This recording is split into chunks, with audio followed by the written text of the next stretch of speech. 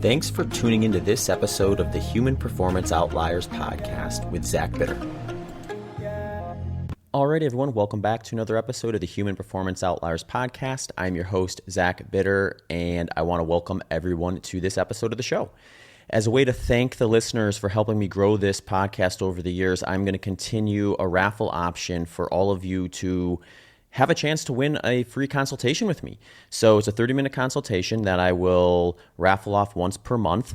All you have to do to enter is share the episodes that you enjoy on whatever platform you find most interesting. The only thing I ask you to do is, if it's a social media channel, make sure you tag me so I see it and can save that and enter in the raffle. Or if it's somewhere else that you can't tag me at, take a screenshot and send that to me at hpopodcast@gmail.com. You can also enter the raffle by writing a show review on your favorite podcast listening platform. So if you do that, take the screenshot, send it to hpopodcast@gmail.com, and I will enter you in that monthly raffle. Also, I'm excited to announce that I launched a new group coaching option. So to go along with my personalized one-on-one coaching options and my pre-made plans that I have on my website at zachbitter.com, this year I'm starting a group of online endurance runners who want to work with me in a slightly different model. So this model is set up so that whether you're a beginner or advanced, you can join. Whether you're training for something like a 5K or something as far as a 200 plus miler, you are welcome, and this setup will help you reach your goals. The way I have it set up is, if you subscribe, you will have access to my full catalog of training plans, which range from beginner 5K all the way up to advanced 200 plus miles. Along with that plan that you're going to use, you will have access to a weekly group meeting where you can ask questions about training. You can ask about adjustments to the plan to make it more personalized to you. You can engage with the other group members if you want.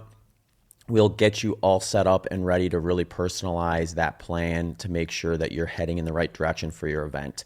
Also, you will have access to office hours, where if you have something you want to ask and you want to just hop in and ask a question, you'll be given access to that as well. I will be bringing in guest speakers who have a deep understanding of specific topics and things that we'll use to better your training and recovery process throughout the course of the year, as well as a private forum for all the members to engage with one another, share stories, share training tips, and just house a lot of the information that we'll go over on the daily and weekly basis as you're pursuing your race goals. So if you're interested in checking that out, just head to my website at zachbitter.com, go to the coaching tab. From there, you'll be directed to the team coaching option, and you can sign up for that and get onboarded to join the group.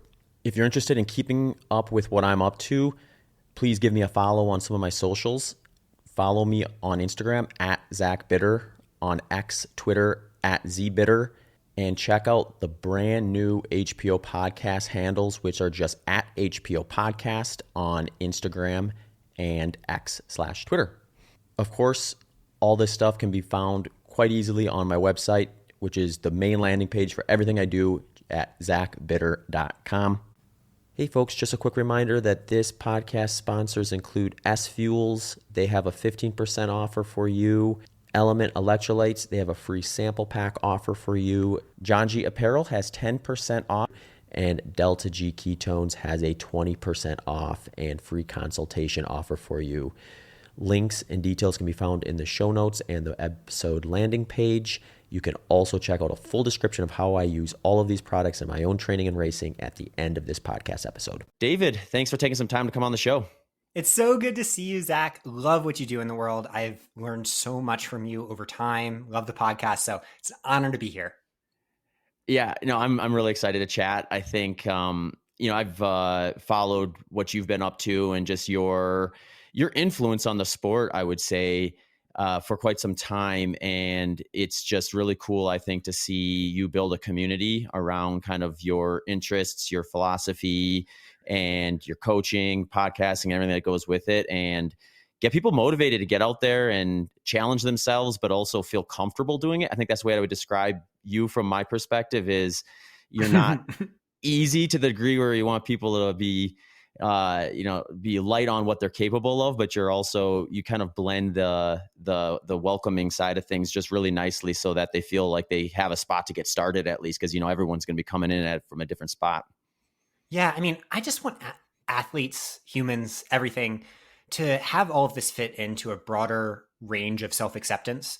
Like if this sport ends up tearing you down, it is not worthwhile. This is something that is silly at the end of the day, like a lot of things we do in life. Yeah. And I'm just hoping that, through athletics, through the failures of athletics, not just the successes, we can reach a place where like we know we're okay, like, and eventually we are enough. And eventually, like, yeah, we're amazing. We love ourselves. And, I'm on that journey too. So, this race was so cool, Leadville 100, but it has been built on the backs of dozens of failures that it didn't happen on that day it could have.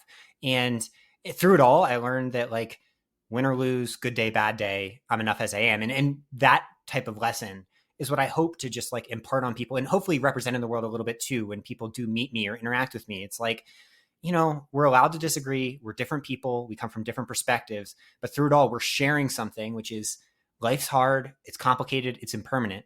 And that is a time when it's like, yeah, maybe we shouldn't all be like hunky dory hugging, but at the same time, like, let's give each other a little bit of a tailwind. Yeah, no doubt. Yeah, I think one of the things I always tell listeners, because people who listen to this podcast often, like a lot of them do run and some do ultra marathons, but there's also just a fair bit of just health and fitness individuals as well. And I just think the most interesting thing about the last couple of years is just the growth of people trying out ultra marathon running that maybe would have never otherwise decided to do it for one reason or the other. And one thing I like to always share is like, and it sounds like this is maybe how you approached Leadville, which is just like, if you can get to the starting line and just absolutely implode on race day, but still look back and think, that was a really worthwhile use of my time, then keep pursuing it. Cause then you found something that's like a big value add to your life. Yeah. And just doing hard things is freaking amazing in anything in life. I love running or athletics and sports. I'm a huge sports fan because at the end of the day, sports, you can distill life down into this bite-sized morsel and take a big old freaking bite of it. And that's so cool because through that, like, yeah, it's 100 miles, but you learn so much. And the same thing in the 5Ks I did when I was starting out. Like, you learn so much about life and who you are. And by the time you're freaking 40, you've lived so many different experiences that you wouldn't have lived otherwise. So whether it's sports, it doesn't have to be running, it can be lifting, it can be walking, or it can be something that's not with your body at all. It's like, just push yourself in it as hard as you can, even if you're last place in it. I don't care where you finish. And I think at the other end of it, you'll come out like a wiser person. And so, I mean, that's why I love it. And I think that's one reason that, like, if you look at coaches across sports, think about Steve Kerr, Greg Popovich in basketball, people like that, they all kind of talk like little Buddhas, like spiritual beings. And I think it's partially because when you live this life long enough, you've seen a million deaths, but they're not actually deaths. The only actual death is death. So coming out the other end of it, you're a little bit tougher for it. Yeah, no doubt. Well, speaking of different sports, you have a background in football, I think, right? Am I remembering that correctly? Yeah. So I went to college at Columbia, which is not a good football school, but I went there to play football and quit. It was not for me at that level. I learned. I grew up in a rural area, and yeah, I was good there. But I was big enough. I could bench press 225 12 times because I know we got a lot of listeners that can lift a lot more weight than that. But I was a strong guy. I was a lot bigger. I was a lot bigger. But after I quit that, I realized that I always wanted a lifelong sport. And my dad had been an endurance athlete when I was growing up and cycling. And so it was just like going in with both feet. And the wild thing in retrospect is just that, like, I remember doing my first 5Ks and finishing 198th and being thrilled with it because it was better than, my 227th place finish the week before at New York Roadrunners races. And, so I've been at the whole range of the sport. It didn't come easily to me at first. And that perspective, I think I always hold on to today. I always will remember when running a mile around the block was really hard. And, so I don't take it for granted that I get to do this. 36 now. I don't know how long my prime will be of athletics. And while I'm in my prime, I want to shoot some big shots. Yeah, well, I think it's safe to say you're at least approaching your prime based on Saturday's events, but hopefully for the rest of us, you are. Ultras are great because, the prime just gets extended out. Like, in baseball, they're hesitant to give contracts to people after age 25 nowadays. Mhm. But for me, going up to 100 miles, I'm like, I just get better at this stuff. The muscle fiber typology just gets more tending towards slower twitch muscles. My mitochondria become Mhm. stronger.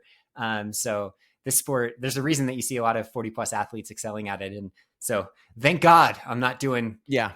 800 meters on the track or playing baseball. Right. Yeah. Yeah. That's actually an interesting topic, is just in general, like what is the timeline for sort of your prime, I guess, within ultra running, especially when we get into the 100 mile. Well, I mean, now we have to 100 miles starting to feel like the introductory to ultra. I don't want that to be the assumption by people, because I think there's plenty of value in the 50Ks, the 80Ks, the 100Ks, and things like that as well.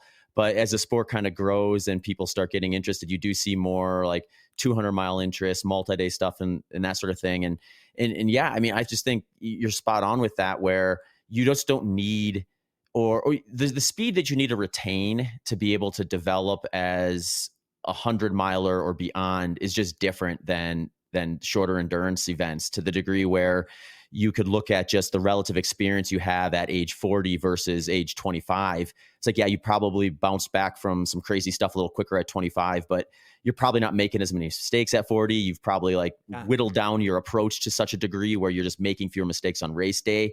And I think we'll continue to see top level performances in the 40-year-old category. And I think we can break age curves. It's something I've seen in coaching more and more, is that a lot of the reason that athletes have age cycles in endurance running and endurance sports in general is that peak power output within the muscle fibers themselves goes down. Makes sense. There's inertia in that, but it doesn't have to. The limitations, yes, at velocity at VO2 max over actual performance, like performing at 5Ks, will slightly go down, and you're not going to see an Olympic champion that's this age. But what you can do is, as long as you're able to maintain the peak output, which you can do like via very short things, we're talking 20, 30-second type hill strides, things like that, then, and then combine that with things like lifting, like squats. If you're maintaining your peak power, then the actual thing that starts to go down once you hit 25, that peak power metric, you can maintain or even improve slightly. And then in the background, you got the aerobic development, which that just is more area under the curve as you get older.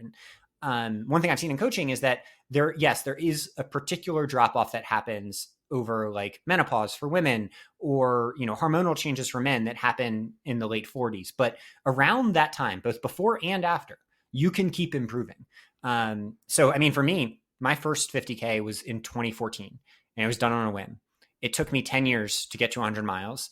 And, I'm glad it did, because I learned a lot in that time. I got hardened to the miles, and I'm hoping that if we're fast forward in 10 years from now, people will be looking back at what I just did as like just the start. But yeah, betting on that max power is the key. Yeah, that's actually maybe a good jump-in point. I was going to ask you about just some of your training leading into Leadville, because I think there's maybe some surprises of people who haven't followed your immediate hadn't followed you while you were preparing for it, but then haven't paid attention to what you've been saying after finishing as well. But I want to start with strength work. Like, what kind of what role does that play in your preparation for something like Leadville? Yeah. So for me, when it comes to strength, I keep it real simple. I do a couple sets of squats twice a week, plus these routines we have online. If anyone's curious, they can look up ultra legs or speed legs, just free resources online that are basically simple body weight type exercises. That's all it is for strength, just reinforcing it enough so that it works for me. And I'm talking squatting. This is hilarious for coming from a football background, but 135 10 times, a few times like that for a few sets, which, obviously, like when I was 16, I would laugh so hard and stick my head into a toilet bowl, give myself whatever they call those things, stuff myself in a locker. Swirlies. Yeah. So strength work isn't a huge part of it. It's just a background influence. And then training wise, I don't do the volume of other people that might have had these types of results historically in ultras. Like, I mean, I'm not a historian of the sport, but what people are saying is, pretty flattering about where it stands historically. And, a lot of those athletes were doing huge volume. And I don't, I train 8 to 12 hours a week for aerobic system. I really focus on building speed. My goal over the course of the summer and going to the start line of the race is if I get to that start line and I feel like if we were at sea level, I could run a 4-minute mile, then I'll be good to go in the 100 miler. So essentially, we're taking a little bit more of a speed oriented approach to it. That at the end of the day, if running can take less energy because my ceiling's a little bit higher, then I'll be more prepared to face the unknown of race day. And different things work for everyone. Maybe different things would have even worked for me. And the coolest thing about endurance sports and why I love coaching is not because I want to see what I can do. I want to see what humans can do. And getting to participate it myself as an athlete is so cool. But when I'm 80, I'm hoping to still be participating as someone that is like watching all the people pushing the field forward, like Zach has. Like Zach has pushed it forward so much in a different perspective, from a different perspective, but just as valid. And those principles I have also taken in little ways. Like while I might be notorious now for the number of carbohydrates I take during my races, I also do plenty. I mean, I don't talk about this publicly because there's risks of causing, uproars, but I do plenty of runs with 0 carbohydrates, like because I'm trying to, you can optimize everything at once. And that's something that I've helped understand from Zach. And so we're all just kind of standing on the shoulders of giants. Yeah. It's interesting. I think for one, you made me think of, I think this was year and a half ago at the 100-mile road championships. They, they have all the age category. I mean, they have the age categories at every race, I guess, but like at this particular one, it was interesting because you get to the 80-year-old age category. And I would assume in most cases, if you're 80 plus and you're rolling up to a 100-mile race, if you finish, you're winning that category. There was 4 guys between like 81 and 84. And it was just so fun. They did like a profile on that particular aspect of the event. And it was just fun to see like, oh, well, he did his first 100-miler in 1973 or something like that. So yeah, you'll hopefully be one of those guys in I guess over 40 years from now, but that'll be a fun long journey if it makes it that way. That's my hope. I mean, when I quit football, I just wanted to be a lifelong athlete, so if running is taken away from me for any reason, it'll be something else. I don't care. I don't really care what it is. It would be kayak or something, stand up paddleboard. But I just think there's something about waking up every day and having a purpose that ties to your physical nature that is so helpful in a world where it's just easy to be in your heads, especially in an online world where we are subject to so much freaking noise, that having something that's just visceral and nasty and all of the things that human bodies are, but also beautiful and uplifting, like that to me is what is most fulfilling about all sports. And, I'm just like, so it's just so cool to do this 100-miler and explore a new frontier. And I just hope to keep exploring new ones. Yeah. I want to go back to kind of your setup, because that was one of the topics that I wanted to chat about, because it does sound like you do like what we would maybe consider a lower volume approach with ultra running. And this has always been interesting to me because I think this has been around for a while, this kind of wide range of approaches. I remember like Ian Sharman one year, I think it was 2018, we were at the Western States training camp, and the Western States training camp, you cover 71 miles in 3 days. And we finished that last day, and I'm talking to Ian, and he's just like, oh, that's the first 100-mile week I hit this entire build. And we're like, I think 6 weeks out from Western States at that point. And he's like, that's probably the only one I'm going to hit too. And I remember thinking, I was like, okay, well, like he's, at that point, I think he had 8 or 9 top 10 finishes in a row, including a 3rd place finish there. So it was clearly working well for him. And it was kind of opened my eyes to like, there's guys doing like these mega miles. There's guys like Ian doing lower mileage, and somehow we're more or less ending up in the same spot at the end of the day. Or I should say, maybe the way to say it is there's representation for all these different approaches on the podiums that we see. So I find that interesting that like, just in general, that this sport that would maybe intuitively be something, and this is actually a conversation I'd be curious your experience with coaching clients too, is like one thing I'll often get is someone will look, especially at the early stages of a training plan, they'll be like, where's the mileage? I thought I'd be doing like 5-hour, 6-hour long runs on the weekends. And I'll be like, well, 0. we're like, yeah, right.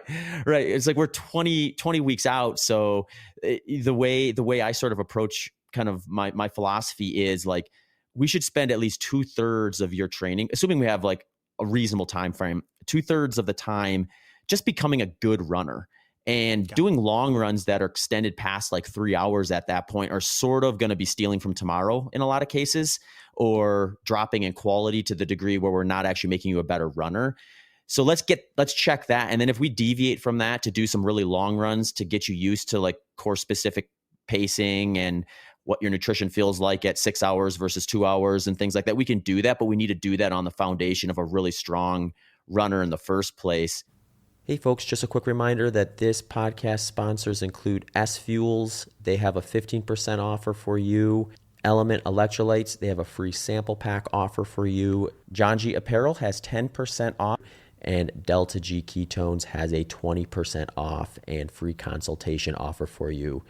Links and details can be found in the show notes and the episode landing page. You can also check out a full description of how I use all of these products in my own training and racing at the end of this podcast episode. Yeah.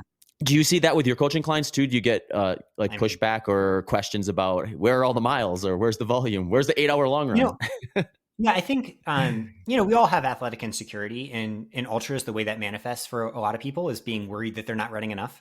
And aerobic system does matter. Like everything I'm going to talk about today has been rested on 18 years since I quit football of building this up, right? So it's not happening in a vacuum, and it's important to recognize that. But in this build, I did one 6-hour run, which was a race in July, a 3.5-hour run, a couple 3-hour runs, and then everything else is shorter, because like I'm covering a lot of ground, but I'm covering it pretty fast. So it's not going that far.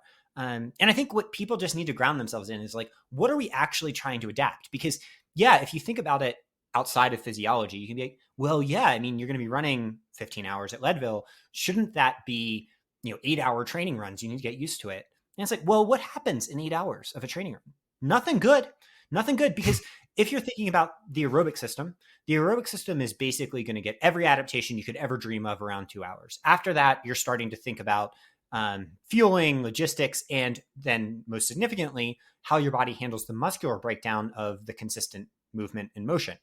And for that, a lot of that just comes from vert for a race like Leadville, so uphill, downhill. And so you combine all that, and yes, the chronic load of the aerobic system matters. And I've had 18 years of it, so I'm pretty confident there. The acute load is mostly just about preparing the muscles themselves for some of the damage that downhills can do them, or just the damages of being on your feet that long if you're on a flat race, which also add up because of eccentric muscle contraction. So like for me, I think basically what longer long runs do is they just make you slower. And at the end of the day, all of these races end up being a math equation. Even though I'm a touchy-feely guy and a touchy-feely coach, I'm trying to solve a math equation, which is how can we push as hard as we can while maintaining energy availability, glycogen availability for that athlete. And that means that to do that, we want their zone 2 aerobic threshold to be as fast as possible. Because if that's faster, they're burning less glycogen for the same efforts. And so for me, it's like, well, if my zone 2 paces need to be in the 5 minutes per mile area, 5:30s or whatever, then I have, I can't afford to get too much slower. So I want to try to minimize whatever breakdown stresses I'm doing to the minimum amount possible, so that hopefully I can show up to the start line. And if they told me it was a mile or a 5K, I'd be okay. Not because that speed matters, but because the ratios that speed determines of where then my zone 2 personally will sit ends up being what determines how hard I can go, how fast I can go. And in this case, chasing a course record that is by one of the best athletes who's ever lived, who has the highest VO2 max I've ever seen personally in a runner. And yes, he was in a different era, so I have an advantage there. I have a lot of nutrition advantages and training theory and shoes most significantly, but I'm going to need every ounce of help I can get because he is better than I am. Even though I beat his record, he's better than I am. But maybe I have some advantages when it comes to solving that equation. Mm-hmm. Yeah, it is really interesting. I think we're definitely on the same page where I think the real big indicator when you get into the 100-mile distance is what is your pace at your aerobic threshold? Because really the consequence of things like fueling and just, the exponential fatigue you're going to take on by crossing over that frequently is, I wouldn't say it's a no-go zone, but it's a zone you want to kind of stay away from crossing on a regular basis if you want things to likely go well for you on race day. So it just makes sense. If you're faster at that intensity, then, any effort you give is going to produce a slightly faster pace. And then it's just, then it's just fueling and executing and hydrating and all the other stuff that goes into the variables that get you to the finish line at these things. Yeah. Yeah. And I mean, everything works differently for different people. Like, one way to solve that equation is to be so aerobically efficient that you can basically go all day. And that's kind of, the Killian Jornet, Courtney DeWalter. I mean, granted, Killian's also the fastest guy out there, but that style of ultra training, which is awesome. I don't have time for it, unfortunately, in my life, nor would I stay healthy probably, because I have a tendency towards soft tissue injuries, like muscle injuries, when I do, if I ever tried to do 20 plus hours a week, which they can do week in, week out. They're the best of all time. I'm not trying to compete with them necessarily. But, in the context of my coaching and we have coached winners of Leadville, coached winners of Western States and CCC and Europe, and dozens of U.S. national champions, people at the Olympic trials, all of that. And what we find is the same principles work whether someone's racing a 5K or a 100-mile. And you just kind of have to understand how that athlete best solves the equation. Like, where does their physiology kind of converge? And so my skill set is not in running really high volume and sustaining it. My skill set is that, I'm powerful still, even all these years after football. I'm a pretty powerful guy. I can, do pretty good speed. I have pretty good aerobic efficiency after all these years. And so for me personally, solving it meant just, slightly fewer miles, but, it's exciting because there's so many different ways to do it. And that's the coolest thing about science, is when you combine training theory and training science and just science about physiology in general, the sky's the limit. Yeah, no doubt. Have you worked with anyone in the past where they have a high propensity to get injured with speed works, and you've had a little more, assuming they have it available to them, a more volume-based approach and less speed work? Absolutely. Yeah. I mean, coached athletes that are over 100 miles a week pretty constantly, but even for them, we'll do usually a lot of hill work to make, because hill work is less impact forces. So for most of the listeners out there, if you're newer to running, you should be doing most of your speed type stuff on uphills, because just less impact on your body. And I constantly want to get back to that power framework, because for most athletes, I like to think of running as a power sport. It is how much power you can put out per stride. And, the problem is a lot of the freaks that we derive training theory from, the superstars who we all might know, they're so powerful at baseline. They're so good that they barely need to think about it until they get older. But, our framework is, even for the freaks, which we're fortunate to coach some of the best of all time, like Grayson Murphy, who's won a bunch of world championships. For those athletes, if they can build that power too, that's where you start to see these nonlinear gains, where their Z2 paces get faster and faster and faster and faster. And once that happens, you kind of get the snowball rolling downhill, and some great things can happen. Mm-hmm. Yeah, I know one thing I've learned through my own experience, and to some degree this is specific to me, but if I do too many flat ultras and just too many flat races in general, I sort of hit this stagnant phase where I need to kind of just separate myself from that and focus on, I guess I wouldn't have to, but the way I do it is I separate myself from that and train for something that's more steep. And regardless of whether I feel like I'm going to do good or not at that race isn't really the goal. The goal is to kind of get some of that strength that you're going to get from running uphill, and some of that varied terrain that kind of addresses a lot of those things you mentioned by just doing the running aspect of things on those type of terrains. And every time I come back to that, I always think, okay, well, I'm going to have this longer phase to get my pace back down to where it would be at my zone 2 on the flats. And it's never the case. It's always oh, I actually think I upgraded a little bit, or I'm better off now. And it's just, it's one of those things where I think especially as I get older too, I'm not sitting on that same kind of strength reserve that I would have had just from being alive essentially in your 20s and doing some active stuff. Or the other way I sometimes think about it is I'm so far separated from team sports and things that would introduce me to a lot more kind of power explosive type movements just through play.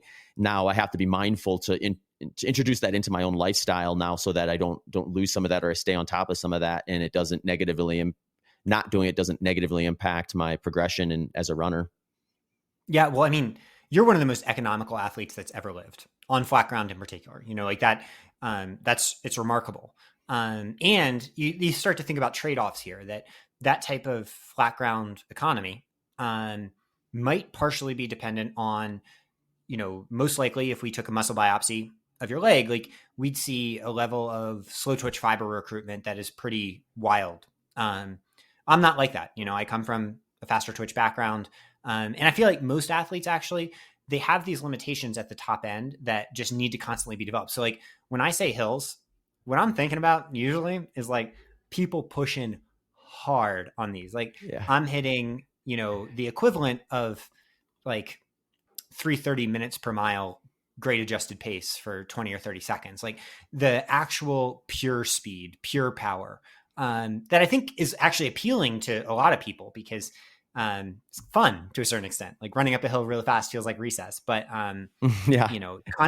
constantly reinforcing that, I think ends up being one of those kind of cheat codes, because if you do it over multiple years, for me at least, like the only ubiquitous thing in athletes we coach are these strides. It's like maintaining top end output. Everything else can kind of vary from there. Mm-hmm. Yeah, you're pretty vocal about the stride side of things, where I think you do strides like pretty much every other run. Am I correct about that? Three or four times a week for sure. Is that how many? Like, what do the stride kind of look like for you? So usually 4 to 8 of these, which are 20 to 30 seconds long. For me now at this age, they're usually on uphills because flats are a little bit of a higher injury risk. And just ease into them, get going, start to get close to hitting top speed, but without sprinting. So you're not, flailing your arms like you're running the 40-yard dash at the NFL Combine. You're trying to run with your long distance form, but make it as fast and powerful as possible. So, getting up to those paces that are quite fast, like for athletes, the types of paces that they might race an 800 meter if they ever did, or a mile. And then just, easy jog back to where you were, do it again. 1 or 2 minutes of recovery, and do those at the end of runs. And that type of thing is just trying to constantly reinforce this neuromuscular biomechanical ability to run fast, because running is not just, you're not just a pair of like lungs with legs. It's so much more complicated how the brain modulates all of this. And so, we're constantly trying to reinforce that. In fact, study came out just the other week that was one of my favorites ever. This was actually done on hockey players, which is kind of cool when you think about the analogies across sports and the human body. But what they had these hockey players do is 20-second accelerations like this, very similar to strides. And then they did a 4-week washout period. So 4 weeks of intervention, 4-week washout period. And the people that did the strides had fundamentally changed hearts. So their cardiac output increased pretty substantially even after the washout period. So the accelerations they were doing caused their heart to pump more with each beat. And it was an adaptation that stuck. So it just points out that like there's central adaptation factors that are kind of weird and don't make much sense, but that's the fun part of solving these physiological puzzles is there's a ton of interacting variables, some of which are positive like that, some of which are negative. Like, yes, there's a much higher risk of faster twitch muscle fiber recruitment, and you're trying to balance it all. Mm-hmm. Yeah, no, that's a good point. I think, generally speaking, I think it's a good input to have in your training if you're looking to even have a scenario where you're kind of adding more speed work to your programming. If you're doing strides a little more frequently, you're sort of closing that gap a little bit too. So when we talk about like the injury risk of higher intensity stuff, I think, or just speed work in general, I think, keeping strides in the rotation is going to be something that helps keep you in a better spot. So you're not, like you said, flailing around too inefficiently out there when you're doing your first speed work sessions. It's the wildest. Okay. It's the wildest thing in studies. Like, this is something I cannot be an evangelist enough for, because I think often, especially now that VO2 max is all the rage, especially amongst probably some of the listeners to this podcast who might be outside of like the training theory margins of running that I am, like they're maybe coming from different sports or listening to Andrew Huberman or something like that, is when you introduce these in studies, and a number of studies now back this up, what ends up happening is that even if it's all you're doing, you'll see an improvement, not in the raw VO2 max number, but in how fast an athlete goes at that number. So they'll see 4 to 6% improvements in someone's, like, let's say 5K pace just from doing this intervention for 6 weeks. And that is just bonkers. It boggles the mind because it just means the body is using your energy more efficiently. And I don't know, one of those studies in particular did something that was pretty wild and maybe relevant here too, is they used a glycogen depletion protocol. So some of these athletes did it on zero glycogen. And the reason was because they wanted to take muscle biopsies and use that to isolate where exactly the adaptations were coming from. And what they found is that the adaptations from these were coming from the slow twitch muscle fibers themselves. So for some reason, it causes the muscle fibers that make you a better runner to be stiffer. So by doing that, you essentially just have, it's like upgrading your bike from, one of the $1,000 ones you might get on Craigslist to one of those $10,000 bikes that just snaps under your body. And we're still not 100% sure why. And basically everything in training theory is like that. We're kind of still trying to understand it. But when I towed the line at Leadville, what I'm doing, and the advantage I have, is that 19 years have passed since Matt Carpenter set that legendary record. And we now understand the body, like we're the equivalent of 500 years more of physiological understanding. And so I'm trying to ride that wave. Mm-hmm. Yeah, that's really interesting. I want to ask you a little bit about kind of the speed work protocols that you use when you're placing those into your training program. Are you targeting let's say you're planning out a week or a series of weeks. Are you targeting like VO2 max and threshold type intensity stuff with your speed work? Yeah, definitely. So I'm doing those strides on easy days, usually. So just to cap off my easy days. Then I'm doing speed work almost every week. So by speed, I mean, VVO2 type things, 10K effort, that sort of effort. Because like 10K effort for me at this stage is pretty quick. So I don't want to go too much faster than that in training, or I might get injured. So, anything from 15 to 25 minutes of intervals, always 3 minutes or less, with like enough recovery. And then threshold, I'll do like twice a week, let's say, maybe a little bit, or not twice a week, once every 2 weeks. Which threshold is like 1 hour effort, let's say. I'll do that on long runs. Sometimes I'll do it as intervals. But like threshold for me is more of a supportive mechanism because I view it as buttressing the aerobic system, whereas the speed stuff is basically the non-negotiable where I need to keep that going. And then as the ultra gets closer, I take out a lot of the speed work because at that point, like it's much less important, and then bring in the threshold much more to get my aerobic system going. And at the tail end of this cycle, I did all of the biggest threshold workouts on the uphill treadmill, just because they were so big that if I did them outside, I would probably get injured, and the uphill treadmill just can control them for me. So we're talking 12 by 5 minutes, 20 by 3 minutes, really big beefy sessions that when I did those and I posted them on Strava, I think anyone who understood the numbers that I was showing got why I thought the course record was possible, even if the broader world ended up being shocked by it. Like, I think that was the moment where they probably were understood what was possible out there for me. Mm-hmm. Yeah. Yeah, no, your training was spectacular. I think it's just like a really interesting case study of like just like preparing for a 100-mile race. And then when you have a performance like you did, obviously it gets a little more interest from people, but then it's like kind of, we look at it as a celebratory thing, but it is also kind of a proof is in the pudding for your concept to some degree to it, where it obviously, it just becomes hard to argue like, well, if you did this differently, maybe he would have ran 14:59. Something yeah. like I mean, that. especially with my talent, like, yeah, I'm good. And I definitely have talent, but like compared to the best of the best that have ever done it, like Matt Carpenter, no, just realistically, like I haven't shown it at least.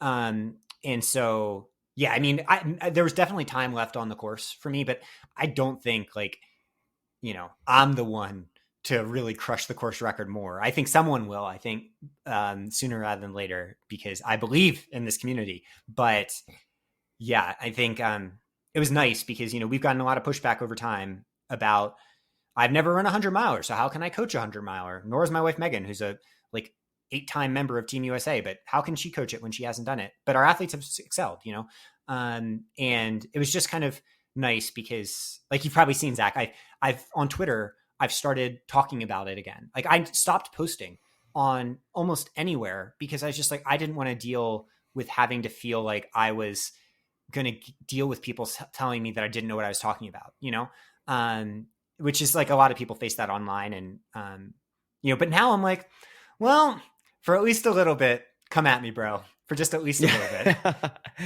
Yeah. I have to apologize a little bit because I think I probably poked the bear a little bit with that one online too, where it's, oh, no. You're the best. You have been so supportive for so long, Zach. You believed in me forever. And yeah, we have slightly different approaches on certain things, but I can't underscore enough how much I have learned from you, and how many of your principles I've then incorporated into how we coach, how I think about training myself. So fuck yeah. Sure. No, I totally appreciate that. What I mean is like, you probably would like to move past that narrative to some degree. And, people like me bringing it up doesn't necessarily help that, but it's just one of those things. I wouldn't say it was anywhere near like a consensus of people wondering like, oh, well, I mean, obviously you have a successful coaching business. There's people who believe in you and trust in your approach without you going out and crushing 100-miler. And in reality, had you gone out and just finished Leadville, you sort of squashed that narrative to a large degree too. Because I think when people look at it through that lens, they're sort of looking at it through a lens of there's experiences you have in the 100-mile distance that are unique enough where I think people just have a little bit of, whether it's legitimate or not, a little bit of like self-assurance of like, okay, I'm working with a person who knows what I'm going through at mile 80 and, knows I'm going and that sort of thing. And I don't necessarily feel like that's a great kind of, maybe it's something we need to just dispel in the ultra running community to some degree, because I think the experiences are probably unique enough that it's probably a sort of a silly thing. But then there's probably elements of it where we are in a sport where we're extrapolating forward a lot of science and a lot of information to try to get the right answers for these things that to some degree experiences and things do carry maybe a little more weight than they would in like, training an Olympic 5K athlete where we've turned over so many of the rocks in terms of what's going to work and what's not going to work that, there's a much narrower channel that you'd probably need to operate within before you start sounding crazy and being a negative influence on the person's progress. Yeah. I mean, to build on that though, I think hopefully for anyone out there, like you don't need to be aware of what we're referring to get that. Like it was hard actually dealing with the types of things I've had to deal with online for a long time when we're just trying to put love out into the world. And like my reflection on this is like, I'm never like, one, use your voice out there, trust yourself. But two, people do this because they do not understand what they're talking about. Like ultras are not special. Like ultras are amazing. It's the most uplifting, cool thing in the world. But if you understand fast running, you would never, ever make that criticism of somebody. Like the types of things that I have coached and done on tracks are so much more complex and so much more difficult than nailing 100-miler. 100 miles are so hard and it's a total crapshoot and it could always be a bad day. But like running is running and we should uplift curiosity, openness to learning. Like I have learned so much from everybody in this field. And certainly we should reject people that are closed-minded and say that there's gatekeeping in fields like this. I think it really hurts everybody because it prevents new people from getting into it. And I shudder to think about all the young coaches who might never have spread their wings because they were worried about similar criticism. Thankfully, don't pity me.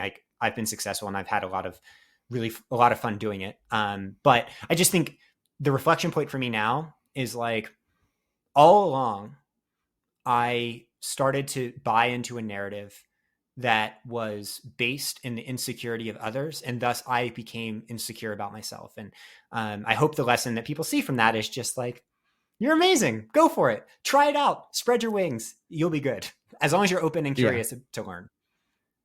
Yeah, I think we do ourselves a disservice in the ultra running community by being an absolutist because there's still so much to learn. And I think it's cool that in the same regard, we've come a very long ways in the last decade.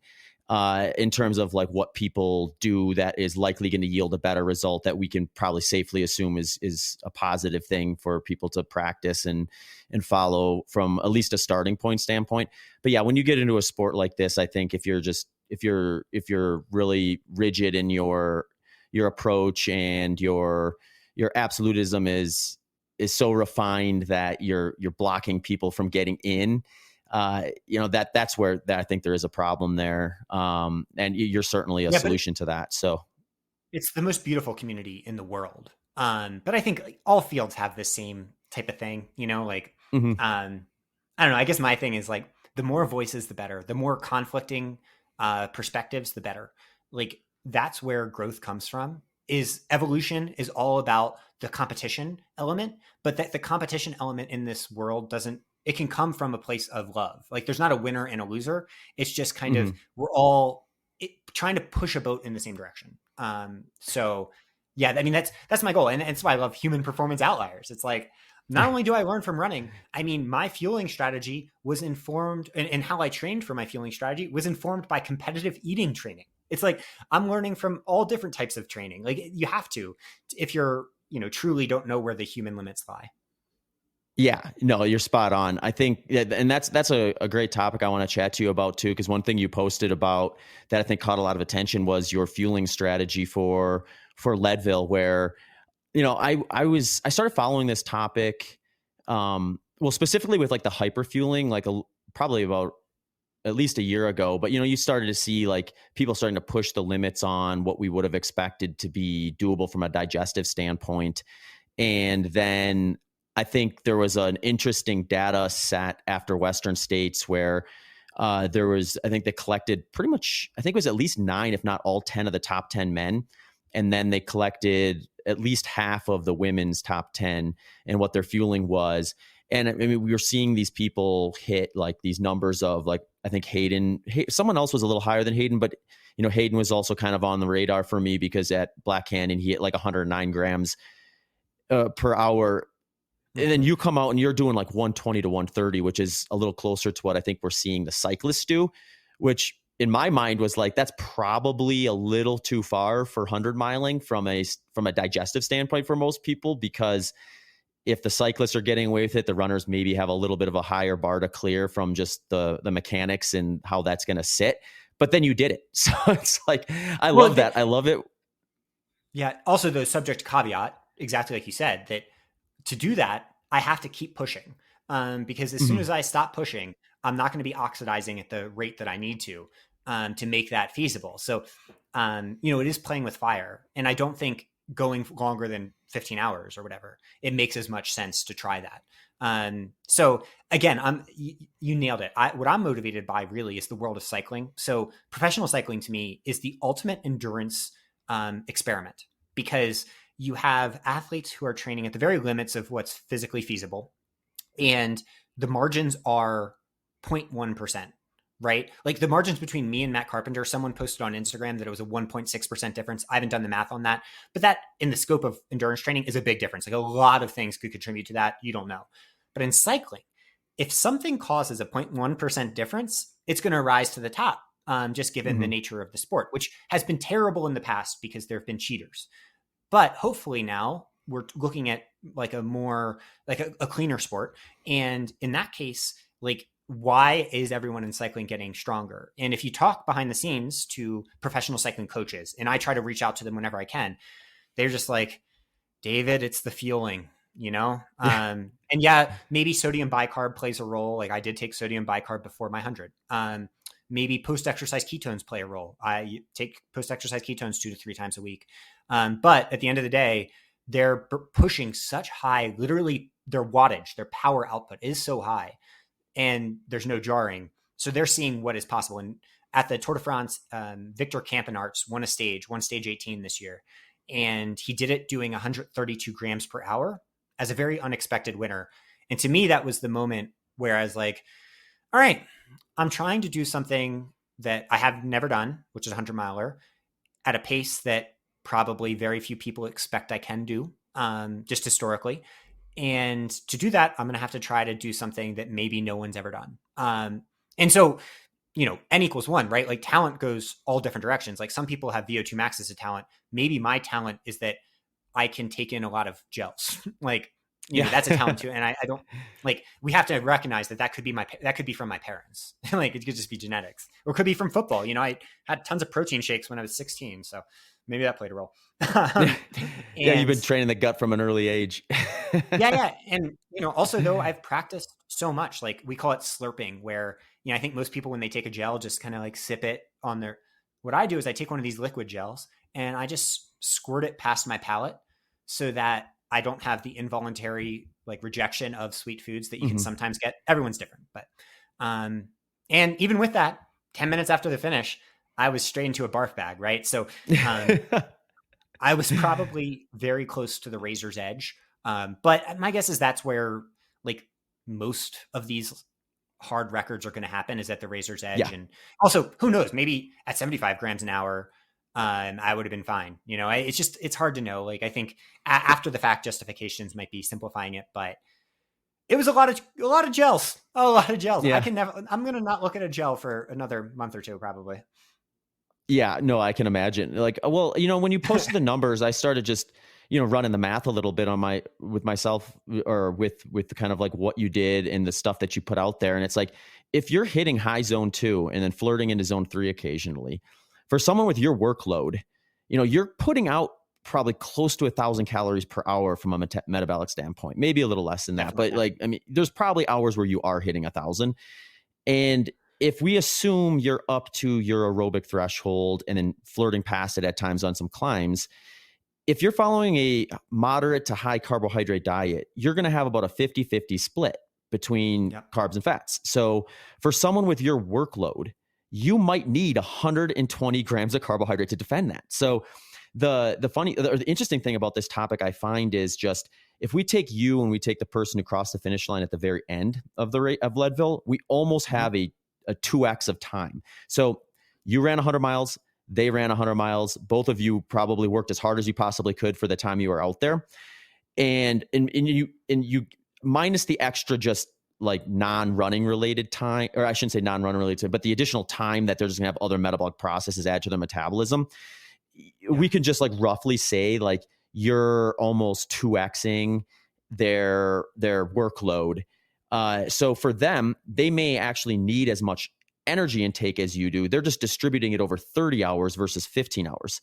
So then there may be 50, 60 grams per hour. So when you look at it from, and those are the two extremes, obviously, but when you're looking at it from a workload standpoint, if you can pinpoint your ratios of fats to carbohydrates at that intensity, the fueling picture starts to make a little bit more sense in terms of what's going to be required. So I do think, like, given the way that you've described what you're doing, like that was probably a risk worth taking if your goal was to break Matt Carpenter's record. And then, you got to roll the dice to some degree at that point. Best description ever. You are so smart, Zach. Like, exact same rationale, like same numbers almost to a T that Megan and I used as we approached this. Like, I haven't done the metabolic cart tests, but I know I measure everything in training that I can. I know I'm pretty confident in all of this. And yeah, I do actually try to work on my fat oxidation efficiency. Though, again, not something we talk about publicly, but I've done 20 plus milers without any fuel in this build. And I'm good, but I can do that. Like, I can run 20, I can probably run 40 miles without fuel in this, 6 minute some paces. But when I start pushing in these races, like my efficiency, I don't do any like of the dietary stuff that might change those numbers. So we're dealing with that type of ratio. And I think that there might actually be, as you've pointed out, opportunities to mess with that ratio for male athletes. Like Killian, for example, Killian Jornet, best ever to do it, wrote a training manual last week. And one of the things he talked about was how he uses fasted training within his training in a totally different way than I do. But when the goat's doing it, you can't argue at least how it applies to the goat. So I think there are margins. I do say for the female listeners out there, like, you got to be careful with the endocrine system, because for women, it's a totally different ballgame. But for men, like, this is a new frontier. And right now we're at the very infancy of this field in terms of understanding it in an applied way. And like, I think what I showed is that maybe for some athletes, this applies a little bit more than we've assumed in running. And, others have too. Most notably Tom Evans. He's been pretty open about his numbers. He won Western States last year, I believe. And I can't wait to see where it goes, because I don't know, like, part of me was thinking while I was out there, if this was a 50K, what would happen if I took in 150 grams an hour? I could do it. Should I do it? Probably not. But should I? Maybe. Who knows? Maybe it would be worth trying just to see. Yeah. Start a conversation at least. Yeah. Exactly. Yeah. Well, it is fun. It'd be cool to see if you got a metabolic cart test just to see where those ratios were at. Cause I think this is where the topic gets interesting for me. Cause I do follow a lower carbohydrate approach to my own nutrition. Not a strict ketogenic one, but I'm sure like my ratios of carbohydrates to fats differ from yours quite a bit in my daily nutrition. And like I've gotten the metabolic cart test done. So actually when I ran 11:19 for 100 miles, I had gotten a test done that suggested that the heart rate at which I was likely going to race at was going to be around an 80 to 90% fat side of the ratio there. So I built my carbohydrate input, which was right around 40 grams. 40 grams was what would it be like? It was like the ceiling of what I thought I would need based on those numbers. And I knew 40 grams wasn't going to create a digestive issue in most cases because it was a climate controlled facility. It was like 55 degrees. So I was like, this is like the least likely place to have a digestive issue if we're looking at heat as a driver for that to some degree. So I just kind of said, well, 40, I can get away with. It's going to defend what I need. And it works great. But, that's a different, there's just different approaches that get to that where, if I was following a high carbohydrate diet, I'd likely have been, my workload that day was, I was averaging 9 miles per hour. So probably about roughly 900 calories per hour or so. And, if I was closer to a 50-50 split, then I would have probably needed closer to 400, 500 calories per hour in order to kind of hit that same standard. But the question becomes, there's trade-offs in that too. Yeah. What happens when, like, for example, on flats, it probably wouldn't work for me as much. But on hills, because the workload wouldn't be as high, because, you're like, for a good example, you're such an efficient athlete that your actual muscular output at 9 miles an hour is pretty low for you. Like you're sufficient. But if we put you uphill, you're starting to have to put out more pure wattage, let's say. Like it's not equal, right? Because and then at that point, you're starting to get, all right, maybe those equations start to change and so the cool thing about running is there's all of these different disciplines within it too. And then we're talking different stories as well. It's not just like, oh, well, the output's the output. It's like, no, it's actually kind of complicated. And then you get in the mountains and everything goes to shit. So and altitude, there's all sorts of things that can change the equation. Yeah. I've read everything you've written basically on this topic, to try to understand more and more how it works at the very limits of human performance, because you do not exist in studies. Like there's one Zach Bitter, and thus you are a study. And so I've been trying to follow the Zach Bitter study for years to like understand that world, because I think it's important. And like all of it kind of goes into the like amalgamation of what's going to create the champion 20 years from now, that's crushing all of these records. Mm-hmm. Yeah. And we do have that sort of scenario too, where like, I think, and both of us have been open about this. I'm just a little bit more like in the rear view mirror to the degree that my records have gotten broken. But like, I think like you and I are both kind of similar in that, like when we broke our records, we were very aware, like, okay, well, it's just a matter of time before these go down, and whatever process the person or people that do it are using will be micromanaged and hyper focused upon and may become the thing for however long it takes before someone does it differently. And eventually we'll refine it to the degree, I think, where you do have a little bit more of a narrow type of scenario where at the very tip of the spear, there's not as much maybe diversity in terms of what people can get away with and still be winning these things. But we're just in a really cool part of the sport where that learning process is still occurring to some degree. Just like evolution, species diversity is a key part of an evolving system.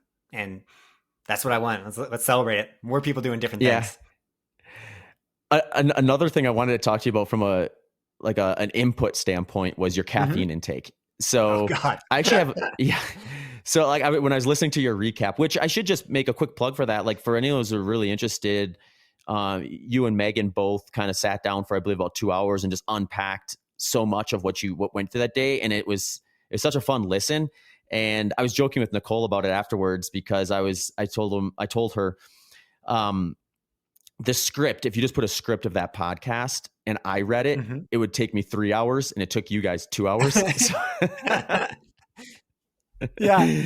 it's a great listen though. It's an acquired taste. Hey, if you go to listen, thank you. If you like it, subscribe, click follow. If you don't like it, don't leave a 1-star review, please. Just it's okay if it's not for you. We're a little weird. That's cool. I liked it. I thought it was great. And it was early enough where it was raw, but you clearly had thought through the process ahead of time and you executed on it. So there was a lot of just things that it didn't really matter if you hadn't sat down and digested it all, because it was just there. It's like what you did versus what you planned. And one of the things that stood out to me though was you went in with a sort of a protocol of you were going to maybe get around 800 milligrams of caffeine over the course of the race. You ended up with 1,400 milligrams. So tell us a little bit about how that happened. So, okay. Obviously caffeine is an ergogenic performance enhancer. It depends on your caffeine processing genotype. I know mine, so I know I'm a caffeine responder. And thus I know it helps me, and I've used it in races to know it helps my fatigue resistance, which is the golden metric for ultra performance. How much does your body fade from your peak output after a certain amount of load, after a certain amount of workload? Usually 3,000 kilojoules is what's used in the cycling literature. It's kind of how I like to think about it too. So I know that caffeine works for that. And so I was like, all right, I think the literature generally indicates that up to 800 you can be okay with if you have this genotype. And we've seen it in cycling. And then I got out there and, everyone has a plan until they get punched in the face. And the way I was getting punched in the face is that I sometimes found my brain becoming a little bit less motivated, and just a little bit less excited. And, it's hard to stay focused for that long. And then I would take 100 milligram caffeine gel from Precision Fuel and Hydration. And all of a sudden I'd be like, I'm ready to take on the world. And then I got to mile 22, had a lead, was going for it. Like the race was on at mile 22 already. And I told Megan, give me another one. And she's like, all right, she's a doctor. She is the best coach in the world. She's so smart. She gets it. And then at other aid stations, she kept giving it to me. And basically our theory there was that you get one shot at history. This is a calculated risk. The risk would be toward your GI system or your heart. You got to be careful with your heart. But it ended up paying off. Like literally the last one I took, I remember thinking before it, is this altitude sickness? Like what's going on with me? And then after it, I remember thinking, I'm just happy to be here. So, it added up for sure, and not something I'll ever recommend to an athlete. But I do want to be 100% transparent about everything I did for this record, just because I think otherwise, if you only tell part of the story, you're lying. When you're trying to like be open like this, you don't have to tell any of the story, but if you tell part of it, you're lying. And so, if we're thinking about who comes next and how they did it, I kind of want people to know that the way I did it involved a lot of caffeine. Mm-hmm. And I mean, it helps encourage studies too. Like when I look at like the caffeine research, like there is some, like to some, and maybe you know more about this than I do, but like there's some mixed messaging in terms of just the way it gets metabolized. So like you taking in 1,400 milligrams of caffeine sitting here versus you taking 1,400 milligrams of caffeine over the course of running 100 miles in 15 hours could be quite a bit different in terms of how your body's processing that. So like it's possible that if we look at some of the research that it's getting cleared out of your system a little quicker because of the output that you're producing too. And that maybe opened a door that allowed for 14 versus 800. Yeah. And maybe it was a little lower too. I think it's hard in the heat of battle to get all the numbers right. Yeah. It's rough estimates. Yeah. And so that's the thing too. It's like, well, maybe it was actually 1,000. And I just got in my head, because like I'm kind of an anxiety bubble in life. And so, that night when I can't sleep and then the next night when I can't sleep, I might have just like started to like, catastrophize about the caffeine, and now I'm good. So yeah, I think the cool part about, exploring the edges is sometimes you got to explore the edges. Yeah. Mm-hmm. Yeah. Well, I explored the edges on accident once. I was doing the Tunnel Hill 100 mile in 2018, and I had been using this caffeine supplement for training and stuff. And I decided I was going to use for a race day. And it was a prototype. So I was told it had 50 milligrams per little packet. And so I planned on 50 milligrams. It turned out it was actually 100 milligrams. So I went from like a Wow. 500 target to 1,000, and I did get some digestive issues from that. So there is going to be some individual variances. I mean, I should say, I assume that's what I got. It wasn't like terrible. I ran 12:08 that day. So it's not like I was like a DNF from digestive issues, but I was having some bathroom stops that I typically wouldn't have had. And I think it might've been just like a little bit of extra caffeine beyond what I was able to get away with personally. But we're going to have a range in that too, where, 1,000 for you may be different than 1,000 for me. Yeah. And if you just do a 23andMe test, if you go down into your actual data that they give you, you can cross-reference that with studies that are on caffeine metabolism. So different gene alleles then can be used to understand whether any caffeine is safe, or 200. So for me, it was like, oh, I'm actually one of those people that maybe, who knows, there might be no upper limit. And I don't have that much caffeine in my normal life, but I have enough to be confident that like it won't cause too much of an issue. Right. But yeah, it was a journey. It's a journey into the great beyond that night after I finished. I do have a caffeine question for you in general, because I've been thinking about this, and I think I have a guy coming on the podcast to chat about this who maybe has more information on it though, where I think of just like the caffeine research, where if you look at there's some new stuff, but generally like there's, a target of, say, for a performance dose of caffeine is like 3 to 6 milligrams per kilogram of body weight.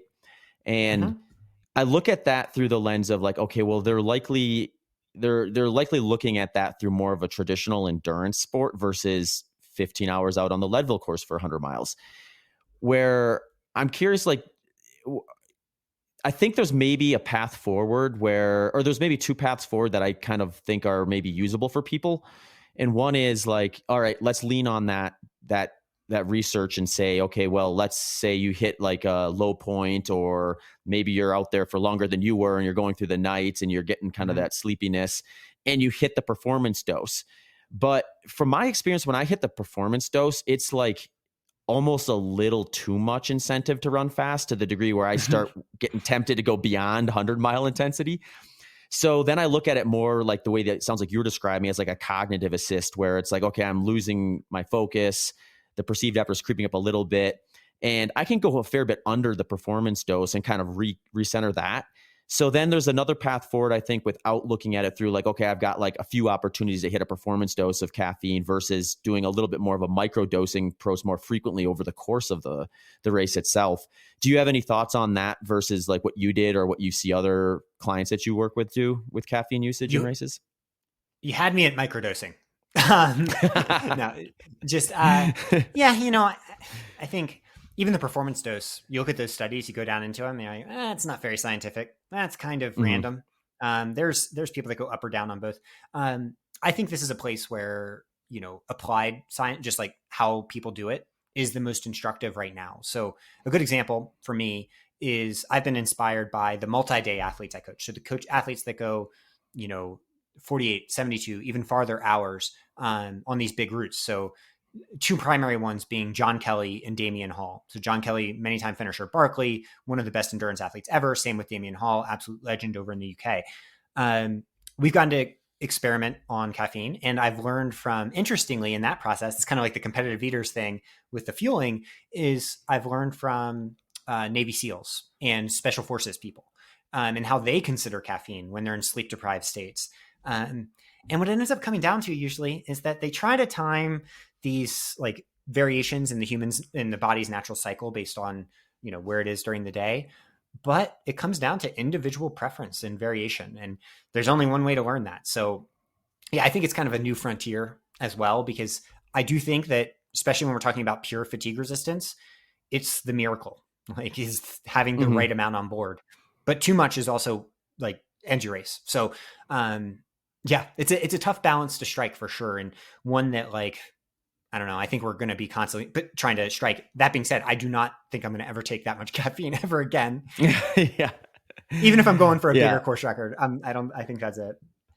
Yeah. Yeah. It's just really interesting to hear all this stuff. So you were, I think you mentioned kind of what you were actually on your, I don't know if you said it on the podcast, but, or on this podcast, I know you said it on yours, was just like, you were using kind of a variety of different carbohydrate sources during the day. It wasn't like one product, but it sounds like it was mostly liquid gel based stuff. Yeah, yeah. So Precision Fuel and Hydration, they're milk caffeine gels, and then they're electrolyte pills. So or not electrolyte pills, electrolyte tabs. They make just a tab thing that you put in your drink. Then Scratch for all my drinks, which is just a sports drink mix, which was at the aid stations. But also it's my favorite thing in the world. So it was great that it was there. And then the bulk of my calories came from Science and Sport Beta Fuel gels. They're liquid. They're where the name Slurp comes from. It's what a lot of the cycling peloton uses when they're not sponsored by anybody, and we're sponsored by the feed, so we're free to use whatever we want.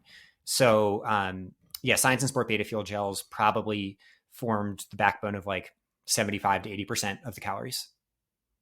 Interesting. You mentioned that you had been using some exogenous ketones. Did you not do that during the race, just after the race? Yeah, absolutely not. I think the research on that is actually poor, and especially as it relates to performance. That being said, we don't know about ultras because you can't really study this that well. But the main way they're being used in like cycling, let's say nowadays, is afterwards. So post-exercise ketones is a fascinating topic. And I was a skeptic forever. They seemed weird to me. And then I started talking to these cycling coaches and hearing about what's going on. And the theory in cycling is that at first they would take them during, thinking it was helping, but what was actually causing is these post-exercise adaptations that were unrelated to taking them during, and that during they might not even been helping at all. So it's kind of a confounding variable getting mixed up.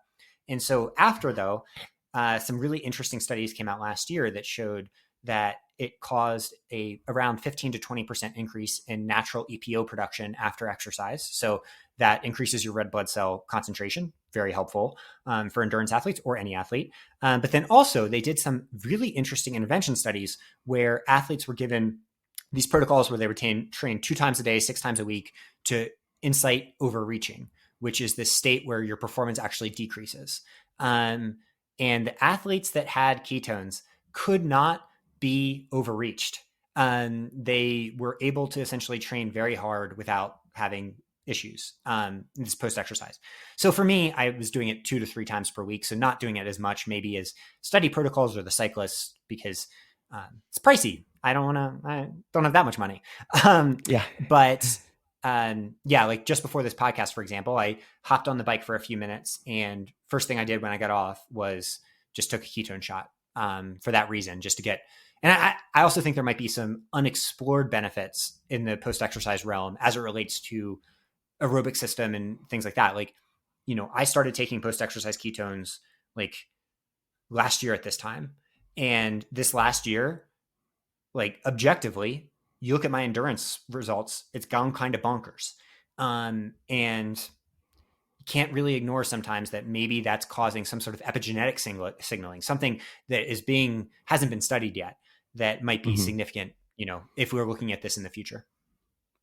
Yeah. We're definitely still in the infancy in terms of what we know and don't know with exogenous ketones. I think like generally, like my current thought is that the strongest stuff is in the recovery side of things. So I think like, if you're going to pull the lever on it and you're thinking like, how do I minimize my input, but try to get the most benefit out of it, that's probably the way to go. I'm really curious about the difference between ultra marathon, specifically like really long ultra where you're going to be zone 2 or lower versus like traditional Olympic distance stuff, because I had Brendan Egan on the podcast and he was telling me kind of a similar thing where like when we look at like moderate to higher intensity stuff, they were actually seeing some performance dips from the participants who had the exogenous ketones during that.